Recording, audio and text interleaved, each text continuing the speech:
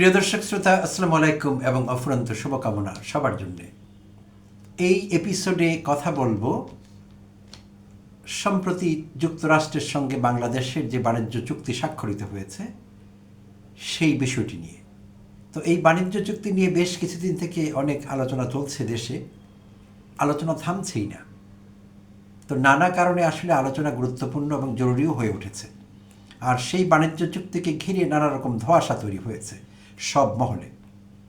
তো প্রিয় দর্শক শ্রোতা, নিশ্চয়ই আমাদের মনে আছে নির্বাচনের ৩ দিন আগে তড়িঘড়ি করে অধ্যাপক ডক্টর মোহাম্মদ ইউনূসের অন্তর্বর্তীকালীন সরকার যুক্তরাষ্ট্রের সঙ্গে এই বাণিজ্য চুক্তি সই করে। কেতাবি ভাষায় এটিকে বলা হয় agreement on reciprocal trade, ART বলা হয় সংক্ষেপে, যেটিকে আমরা বাণিজ্য চুক্তি বলছি। তো নির্বাচনের মাত্র ৩ দিন আগে সেটি সই করা হয়। তাই এটি নিয়েও প্রশ্ন উঠেছে যে তড়িঘড়ি করে অধ্যাপক ইউনূসের সরকারকে কেন নির্বাচনের ৩ দিন আগে এমন একটি গুরুত্বপূর্ণ চুক্তি স্বাক্ষর করতে হলো? কেন তারা নির্বাচিত সরকারের জন্য অপেক্ষা করতে চাইলেন না? এই প্রশ্নটি উঠেছে বিভিন্ন মহলে। আর সেই চুক্তি ইতিমধ্যে পুরো চুক্তিটি প্রকাশিত না হলেও এই পর্যন্ত আমরা যতদূর জানতে পেরেছি তাতে করে বেশ কিছু বিষয় আছে যা আপত্তিকর। শুধু আপত্তিকর না, হাইলি অবজেকশনেবল বলা উচিত। কারণ এই চুক্তিটি একটি অসম চুক্তি বলে গণ্য হচ্ছে এবং সমমর্যাদার ভিত্তিতে চুক্তিটি সম্পাদিত হয়নি, এইটি আমাদের কাছে প্রতিভাত হচ্ছে। অনেক বিশ্লেষক সেরকমই মনে করছেন এবং মোটা দাগে প্রিয় দর্শক শ্রোতা, আপনারাও কিন্তু বিষয়টি বুঝতে পেরেছেন।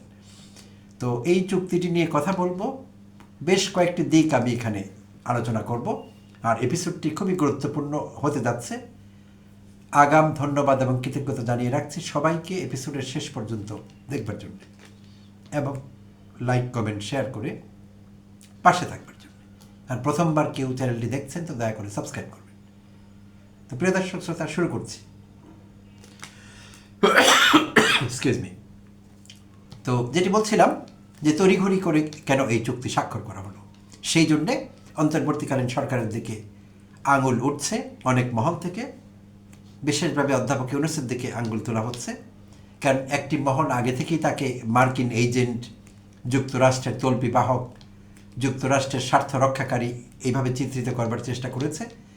তো সেই পালে যেন হাওয়া দিয়েছে এই বাণিজ্য চুক্তি। তো একে একে বিশ্লেষণ করছি, দেখুন আমরা শুরু করছি। তো এখন কথা হলো, সেই চুক্তিটি যে স্বাক্ষরিত হলো 2 মাস হয়ে গেছে। সরকার ক্ষমতা নিয়েছে, বিএনপি সরকার, নির্বাচন হয়েছে। তো বিএনপি সরকার এই বিষয়ে তেমন উচ্চবাচ্য করছে না। দেশের মানুষ, বিশ্লেষকরা, অন্যেরা কথা বলছেন চুক্তিটি নিয়ে। সরকারকে এই বিষয়ে বিশেষ বক্তব্য রাখতে দেখা যাচ্ছে না। অর্থাৎ বিএনপি সরকার অন্তর্বর্তীকালীন সরকারকে এই বিষয়ে খুব বেশি দায়ও চাপাচ্ছে না, আবার তাদের অবস্থান এই বিষয়ে কি সেই বিষয়টিও খোলাসা করছে না আমাদের কাছে। তবে জামায়াত ইসলাম থেকে জামায়াত আমির ডাক্তার শফিকুর রহমান, যিনি এখন সংসদে বিরোধী দলীয় নেতা, তিনি কিন্তু সুস্পষ্টভাবে কিছুদিন আগে জানিয়ে দিয়েছিলেন এই বাণিজ্য চুক্তি সম্পর্কে জামায়াতের সঙ্গে অধ্যাপক ইউনূসের বা তার অন্তর্বর্তীকালীন সরকারের কারো কোনো কথা হয়নি। অর্থাৎ এই চুক্তি সম্পর্কে তারা অন্ধকারে, তারা কিছু জানেন না। জামায়াত কিন্তু সুস্পষ্ট করেছে তাদের বক্তব্য। কিন্তু বিএনপি আমাদের ধোঁয়াশার মধ্যে রেখেছে এখনো। বিএনপির এখানে ভূমিকা কতটুকু, বিএনপি আদৌ জানত কিনা? কারণ যেই মুহূর্তে চুক্তিটি স্বাক্ষরিত হয়েছে তার আগের মুহূর্তটি ছিল খুবই এমন একটি মুহূর্ত যেটিকে আমরা ইন্টেন্সিভ কোঅপারেশন চলছিল অন্তর্বর্তীকালীন সরকারের সঙ্গে অধ্যাপক ইউনূসের জাতীয় ঐকমত্য কমিশনের। তো সারাক্ষণ এনগেজমেন্ট চলছিল বড় রকমের। তো সেই মুহূর্তে এমন একটি গুরুত্বপূর্ণ চুক্তি সরকার সই করে ফেললো, রাজনৈতিক দলগুলো কিছুই জানলো না। এটিও দেশের মানুষের একটি অংশ, জনগণের একটি অংশ বিশ্বাস করতে চাইছে না। যা বলছিলাম, যদিও বিএনপি খোলাসা করছে না বিষয়টি, তাদের আদৌ ইনভলভমেন্ট ছিল কিনা, তাদের কোনো কনসার্ন ছিল কিনা, অন্তর্বর্তীকালীন সরকারের কোনো মহল তাদের সঙ্গে যোগাযোগ করেছে কিনা। তো জামায়াতের কথা বলছিলাম, তারা জানিয়ে দিয়েছে, বাট বিএনপি ধোঁয়াশা রেখে দিয়েছে। তো এখন কথা হলো, এখন একটু একটু করে জট খুলতে শুরু করেছে এই ধোঁয়াশার। গত মঙ্গলবার বাণিজ্য মন্ত্রণালয়ের সম্মেলন কক্ষে কথা বলছিলেন বাণিজ্য মন্ত্রী খন্দকার আব্দুল মুক্তাদির। তিনি মার্কিন বাণিজ্য প্রতিনিধির সঙ্গে মিটিং করে সাংবাদিকদের কিছু কথা বলেছেন। তার সেই বক্তব্য থেকে ইঙ্গিত পাওয়া যাচ্ছে যে বিএনপি বিষয়টি সম্পর্কে অবগত, কিংবা বিএনপির ফুল কনসেন্ট আছে এই মার্কিন বাণিজ্য চুক্তি স্বাক্ষর করবার পেছনে। তো কেন বলছি এই কথা? তো চলুন দেখি জনাব মুক্তাদির কি বলেছেন বাণিজ্যমন্ত্রী। তিনি বলেছেন বাংলাদেশের সঙ্গে যুক্তরাষ্ট্রের স্বাক্ষরিত এই বাণিজ্য চুক্তিটি, এটি নিয়ে উদ্বেগের কিছু নেই। যদিও দেশের মানুষ, বিশ্লেষকরা, সব মহল উদ্বেগ প্রকাশ করছেন, সাংবাদিকেরা উদ্বেগ প্রকাশ করছেন, বিভিন্ন আলোচনায় আমরা উদ্বেগ দেখছি মানুষের মধ্যে, কিন্তু বাণিজ্যমন্ত্রী বললেন এটি নিয়ে উদ্বেগের কিছু নেই। তিনি এইটিও বললেন যে একটি চুক্তি দুই পক্ষের মধ্যে স্বাক্ষরিত হয়েছে, আর এইটি উইন উইন সিচুয়েশন নিশ্চিত করে একটি চুক্তি স্বাক্ষরিত হয়। তার এই বাক্যটি আরও বেশি সন্দেহের সৃষ্টি করেছে। প্রিয় দর্শক শ্রোতা, একবার ভেবে দেখুন, তিনি বলেছেন উইন উইন সিচুয়েশন হয়ে থাকে একটি চুক্তিতে, দ্বিপাক্ষিক চুক্তিতে, মানছি, কিন্তু এই চুক্তিতে কি উইন উইন সিচুয়েশন হয়েছে? তার আগে একটু খোলাসা করি উইন উইন সিচুয়েশন কি। উইন উইন সিচুয়েশন হলো এমন একটি সিচুয়েশন যা কোনো একটি চুক্তিতে, কোনো একটি ডিলের দুই পক্ষকেই সমান সুবিধা দেয়, সমান সুযোগ দেয়, দুই পক্ষই লাভবান হয়। আসলে কি তাই? আমাদের এই বাণিজ্য চুক্তিতে কি দুই পক্ষেরই লাভ হয়েছে, বাংলাদেশের এবং মার্কিন যুক্তরাষ্ট্রের? প্রিয় দর্শক শ্রোতা, চুক্তিটির যদ্দূর আমরা জানতে পেরেছি, নিবিড়ভাবে পর্যবেক্ষণ করলে, স্টাডি করলে যদ্দূর দেখা যায়, এখানে এক পক্ষের লাভ আছে, মার্কিন যুক্তরাষ্ট্রের। বাংলাদেশের তেমন লাভ আমরা দেখতে পাচ্ছি না। একটু খোলাসা করি, এই চুক্তিতে 131টি দফা বাংলাদেশকে মানতে হবে, আর মার্কিন যুক্তরাষ্ট্রকে মানতে হবে 6টি দফা, বাধ্যতামূলকভাবে মানতে হবে। আর চুক্তিতে, ইংরেজিতে লেখা চুক্তিটিতে শেল ভার্বটি ব্যবহার করা হয়েছে 131 বার বাংলাদেশের জন্য। আর থার্ড পার্সনে যখন শেল ব্যবহার করা হয়, সেটি ম্যান্ডেটরি বা কম্পালসারি হলে কোনো কিছু, সেটি করা হয়। তো বাংলাদেশের ক্ষেত্রে 131 বার শেল ব্যবহার করা হয়েছে, অর্থাৎ বাংলাদেশ 131টি দফা মানতে বাধ্য। এটি বাংলাদেশের জন্য বাইন্ডিং, ম্যান্ডেটরি কিংবা কম্পালসারি। আর যুক্তরাষ্ট্রের জন্য 6টি দফা মানা বাধ্যতামূলক। 6 বার শেল ব্যবহার করা হয়েছে যুক্তরাজ্যের জন্য। তো সঙ্গত কারণেই এখানেই বোঝা যায় যে চুক্তিটি একটি অসম চুক্তি।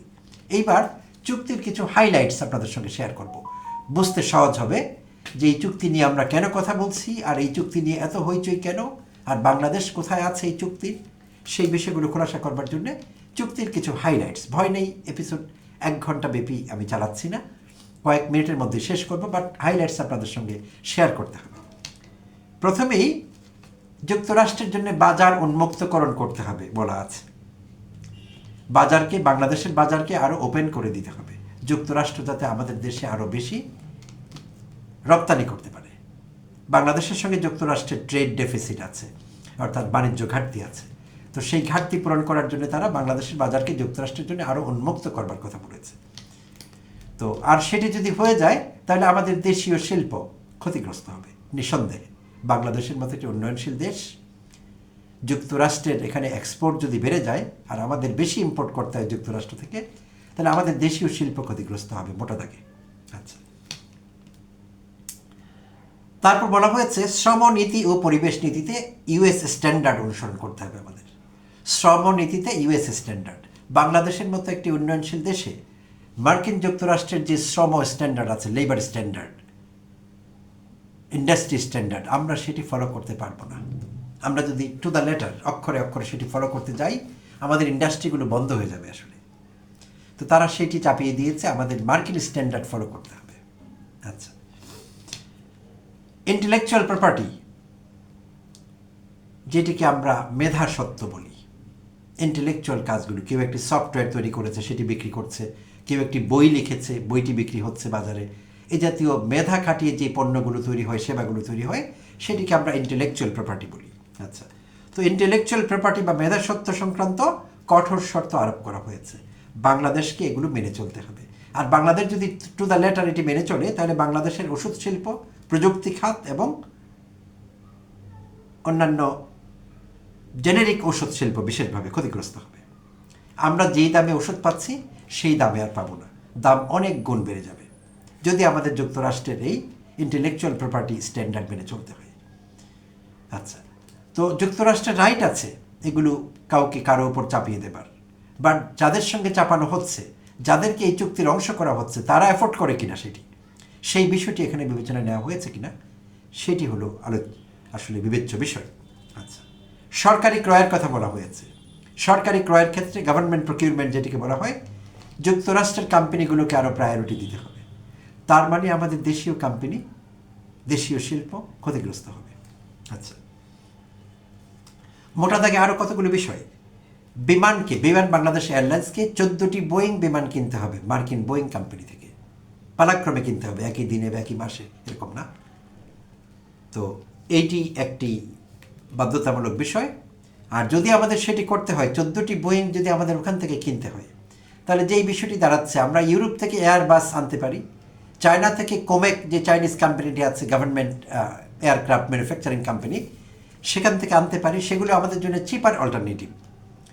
তো সেই সুযোগটি আমরা হারাতে যাচ্ছি, কারণ বোয়িং কেনা আমাদের জন্য ম্যান্ডেটরি। আচ্ছা, মার্কিন জ্বালানি কিনতে হবে আমাদের $15 বিলিয়ন, ইন ফেজেস, ধাপে ধাপে কিনতে হবে। এর মধ্যে থাকবে LNG এবং অন্যান্য এনার্জি প্রোডাক্টস। $15 বিলিয়ন এই জ্বালানি আমাদের কিনতে হবে। তাহলে ভবিষ্যতে আমাদের কাতার, সৌদি আরব কিংবা রাশিয়া থেকে চিপার অল্টারনেটিভ হিসেবে জ্বালানি পাবার যে সম্ভাবনা আছে বা ছিল, সেটি বাধাগ্রস্ত হবে নিঃসন্দেহে। আর এটি আমাদের স্বার্থের পক্ষে যায় না। আচ্ছা, সামরিক সরঞ্জামের কথা বলা হয়েছে এবং প্রতিরক্ষা সহযোগিতা, এর আওতায়, এই ক্লজের আওতায়, এই ধারার আওতায় আমাদের কিনতে হবে US রাডার যেটাকে বলি আমরা, নজরদারি প্রযুক্তি, স্পাইওয়্যার, সামরিক যোগাযোগ ব্যবস্থা, প্রতিরক্ষা সফটওয়্যার এবং সামরিক বিমান যুক্তরাষ্ট্র থেকে আমাদের কিনতে হবে। আমরা এখন এই চাহিদাগুলো পূরণ করছি চাইনিজ প্রোডাক্ট দিয়ে। আমরা চীনা যুদ্ধ বিমান, চীনা সামরিক সরঞ্জাম, নৌ সরঞ্জাম, রুশ প্রযুক্তি ব্যবহার করছি। ভবিষ্যতে আমাদের এগুলো ব্যবহার করবার, এগুলো চিপার অল্টারনেটিভ আমাদের জন্য, সুযোগ সীমিত হয়ে গেল। আচ্ছা, মার্কিন নিষেধাজ্ঞার নীতির সঙ্গে আমাদের সামঞ্জস্য রাখতে হবে বাধ্যতামূলকভাবে। মার্কিন নিষেধাজ্ঞার নীতি, সেগুলো কি? যুক্তরাষ্ট্র যদি কোনো একটি দেশ বা কোম্পানির বিরুদ্ধে ট্রেড সিকিউরিটি বা সিকিউরিটি রেস্ট্রিকশন দেয়, ট্রেড কিংবা সিকিউরিটি রেস্ট্রিকশন, নিষেধাজ্ঞা আরোপ করে, বাণিজ্য কিংবা নিরাপত্তা, তাহলে বাংলাদেশকে কমপ্লিমেন্টারি রেস্ট্রিকটিভ মেজার নিতে হবে দেখা দেখি। অর্থাৎ বাংলাদেশ সেই দেশগুলোর সঙ্গে ডিল করতে পারবে না, সোজা হিসেবে। আর এখানে যেমন উদাহরণ দেওয়া যেতে পারে, চীনের বিরুদ্ধে নিষেধাজ্ঞা দিল বাংলাদেশ আর যুক্তরাষ্ট্র, বাংলাদেশকে সেটি মানতে হবে, চীনের সঙ্গে তখন ডিল করা যাবে না। কিংবা রাশিয়ার বিরুদ্ধে কোনো স্যাংশন আরোপ করলো, রাশিয়ার সঙ্গে আমরা ডিল করতে পারবো না। আমাদের কমপ্লিমেন্টারি রেস্ট্রিকটিভ মেজার আরোপ করতে হবে, সেলফ সেন্সরশিপের মতো। আর এই ধারাগুলো নিঃসন্দেহে আমাদের জন্যে, আমাদের পররাষ্ট্র এবং বাণিজ্য দুইটির জন্যেই অবমাননাকর এবং আমাদের জন্য ক্ষতিকারক। এটি হতে পারে না, যুক্তরাষ্ট্র এগুলো নির্ধারণ করে দিতে পারে না, বাট তারা নির্ধারণ করে দিয়েছে সেই চুক্তিতে। আচ্ছা, নন মার্কেট কান্ট্রিকে আমরা বাংলায় বলি অবাজার দেশ। সেগুলো কোনগুলো? যেখানে রাষ্ট্রীয় কন্ট্রোল আছে সব বিষয়ে, মুক্ত বাজার অর্থনীতি যেখানে না, শ্রমিক, উৎপাদন, মজুরি, এই সব বিষয় রাষ্ট্র নিয়ন্ত্রণ করে, যেমন চায়না। তো যুক্তরাষ্ট্র যদি কখনো অবাজার অর্থনীতি হিসেবে বিবেচনা করে কোনো দেশকে, অলরেডি করছে তারা চায়নাকে, তাহলে সেই দেশকে বাংলাদেশও অবাজার অর্থনীতি হিসেবে বিবেচনা করবে এবং সেই দেশের সঙ্গে বাংলাদেশ কোনো চুক্তিতে যাবে না। যদি যায় তাহলে শাস্তির ব্যবস্থা আছে, যুক্তরাষ্ট্র উচ্চ শুল্ক আরোপ করতে পারবে বাংলাদেশের উপর। আচ্ছা, তারপর আছে USA স্ট্যান্ডার্ড বাধ্যতামূলকভাবে আমাদের গ্রহণ করতে হবে। যেমন মার্কিন গাড়ির যে সেফটি স্ট্যান্ডার্ড ধরে দেওয়া হবে, FDA অ্যাপ্রুভাল, কৃষিপণ্য বা অন্যান্য খাদ্যপণ্য, ঔষধ শিল্প, স্যানিটারি স্ট্যান্ডার্ড মেনে চলতে হবে কৃষিপণ্যের, অর্থাৎ US স্ট্যান্ডার্ডে আমাদের যেতে হবে। আমরা যদি যুক্তরাষ্ট্র থেকে পোলট্রি আমদানি করি, তাহলে যুক্তরাষ্ট্র যে স্ট্যান্ডার্ড দিয়ে দেবে সেইটি আমাদের মানতে হবে। আমরা আলাদাভাবে কোনো স্ট্যান্ডার্ড এখানে সেট করতে পারবো না। আমাদের আর দ্বিতীয়বার পরীক্ষা নিরীক্ষা করবার কৃষিপণ্য, পোলট্রি কোনো খাতেই আমরা দ্বিতীয়বার স্ট্যান্ডার্ড সেট করতে পারবো না, স্ট্যান্ডার্ড রিভিউ করতে পারবো না। ওরা যেটা দিয়ে দেবে সেটাই ফাইনাল। সো মোটা দাগে আমি কয়েকটি বিষয় নিয়ে কথা বলবার চেষ্টা করেছি, যেগুলো আমাদের জন্য বাইন্ডিং এবং ম্যান্ডেটরি। আর এগুলো আসলে কোনো স্বাধীন দেশের জন্য মর্যাদাকর নয়, ক্ষতিকারক তো বটেই, সো বাণিজ্যিকভাবে ক্ষতিকারক এবং পররাষ্ট্রনীতির দিক থেকে আধিপত্যবাদী, অমর্যাদাকর। তো এমন একটি চুক্তি তড়িঘড়ি করে নির্বাচনের 3 দিন আগে অন্তর্বর্তীকালীন সরকার সাইন করেছে। কেন তাদের করতে হলো? তাদের উপর কি কোনো চাপ ছিল? অধ্যাপক ইউনূসের উপর কোনো চাপ ছিল? সেই জন্য করতে হয়েছে। আর তারা করেছে ভালো কথা, যদি ধরে নেই তারা দেশের স্বার্থ বিরোধী একটি কাজ করে গেছে অন্তর্বর্তীকালীন সরকার, তাহলে এখন নির্বাচিত সরকার ক্ষমতায়, 2 মাস হয়ে গেছে সরকারের বয়স, তাহলে সেই সরকার জাতীয় সংসদে প্রায়োরিটি ভিত্তিতে এই বাণিজ্য চুক্তি নিয়ে কথা বলতে পারত, এই বিষয়টি রিভিউ করতে পারত, সংসদীয় শুনানি হতে পারত। কিন্তু বিএনপি সেই লাইনে হাঁটেনি। বিএনপি এই বিষয়ে মুখে কুলু পেটেছে। তাই নানা মহল থেকে আগেই আমাদের আশঙ্কা ছিল, বিশ্লেষকরা বলছেন যে বিএনপি এই চুক্তিতে বিএনপির পূর্ণ সম্মতি আছে, অর্থাৎ বিএনপিও এই চুক্তিটি মেনেছে, তাই অন্তর্বর্তীকালীন সরকার এই চুক্তি সাইন করেছে। জামায়াত তাদের জায়গাটি ক্লিয়ার করেছে যে তারা কিছুই জানে না চুক্তি বিষয়ে, আর জামায়াতের এই বক্তব্যের বিরোধিতা অন্তর্বর্তীকালীন সরকারের কেউ করেনি। তো জামাতের অবস্থান সম্পর্কে আমরা পরিষ্কার এই বিষয়ে, বাট বিএনপি আমাদের এখনও ধোঁয়াশায় রেখে দিয়েছে। তবে মঙ্গলবার বাণিজ্য মন্ত্রণালয়ের সম্মেলন কক্ষে মন্ত্রী মুক্তাদির সাহেব সেটি পরিষ্কার করেছেন যে এই চুক্তিতে নাকি আমাদের উইন উইন সিচুয়েশন আছে, এবং তিনি বলেছেন যদি এই চুক্তিতে কোনো কিছু অসম কিংবা গ্রহণযোগ্য না এরকম থাকে, তাহলে সেইটি বাতিল করবার বিধান আছে, টার্মিনেশন ক্লজ আছে চুক্তিতে, সেলফ কারেক্টিং এলিমেন্ট আছে, সেগুলোর সহযোগিতা এই চুক্তি বাতিল করা যাবে। তো বাণিজ্য মন্ত্রী কেন বলছেন যদি থাকে, এইটিও সন্দেহের সৃষ্টি করে। তাহলে তিনি বাণিজ্য মন্ত্রী হিসেবে কী কাজ করছেন? তার তো চুক্তিগুলো মুখস্থ থাকবার কথা ছিল। তিনি কেন বলছেন যদি থাকে কোনো ডিস্টার্বিং এলিমেন্ট, কোনো আনঅ্যাকসেপ্টেবল এলিমেন্ট, সেগুলো তারা দেখবেন। তো তাই এখন অনেকেই নিঃসন্দেহ যে বিএনপি পূর্ণ সম্মতিতে বিএনপির এই চুক্তি স্বাক্ষরিত হয়েছে। যদি তাই হয়, বিএনপিকে সেই বিষয়টি পরিষ্কার করতে হবে। আমাদের সংসদের ত্রয়োদশ জাতীয় সংসদের দ্বিতীয় অধিবেশনে বিষয়টি পরিষ্কার করতে হবে দেশের মানুষের কাছে। বিএনপি পূর্ণ সম্মতি দিয়েছে কিনা, নাকি আংশিক সম্মতি দিয়েছে, নাকি বিএনপি কিছুই জানে না জামায়াতের মতো, অন্তর্বর্তীকালীন সরকার পুরো দায়টি নেবে, পুরো বিষয় আমাদের জানতে হবে। এবং শুধু তাই না, সুযোগ থাকলে এটি রিভিউ করতে হবে। কারণ আমরা যতদূর জানি 2 মাসের একটি ব্যাপার ছিল, টার্মিনেশন ক্লজের যে বিষয়টি, 2 মাসের মধ্যে সিদ্ধান্ত কিংবা অনুমোদনের ব্যাপার, প্রত্যাখ্যান করবার ব্যাপার, এরকম একটি ব্যাপার ছিল। তো সেইটি হয়তো এখন আর নেই। অন্য কোনো বিষয় আছে কিনা থাকলে সেই চুক্তি থেকে বেরিয়ে আসা কিংবা চুক্তিটি রিভিউ করা, রিভাইজ করা, একটি রিভিশন হয়ে যেতে পারে। তো সেই কাজটি বিএনপিকে করতে হবে এবং বিরোধী দলগুলোকে এই দাবি জোরালো করতে হবে। কারণ এমন একটি বিষয় এরকম ধোঁয়াশা রাখা চলবে না। আমরা এমন একটি ধোঁয়াশায় থাকতে চাই না। প্রিয় দর্শক শ্রোতার সঙ্গে থাকবার জন্য অনেক অনেক ধন্যবাদ জানবেন। আবার কথা হবে অন্য কোনো বিষয়ে।